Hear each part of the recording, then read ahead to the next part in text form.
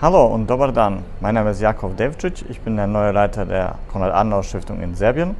Und heute debattieren wir mit jungen Abgeordneten über Demokratie in Parteien und Fraktionen. Moje ime je Đorđe Todorović, a danas ćemo na debati sa mladim poslanicima koji organizuje Politikas govoriti o unutarpartijskoj demokratiji i predstavničkoj ulozi. Dobar dan, ja sam Katarina Todorović i veoma se radujem današnjem skupu stipendista Fondacije Konrad Adenauer.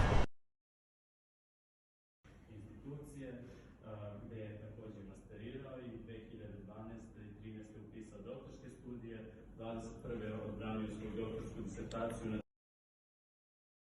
Ćao svima, moje ime je Marko Nedeljković, ja sam alumnista KAS fondacije. Danas ćemo sa grupom mladih iz Crne Gore razgovarati o omladinskoj politici. Vidimo se!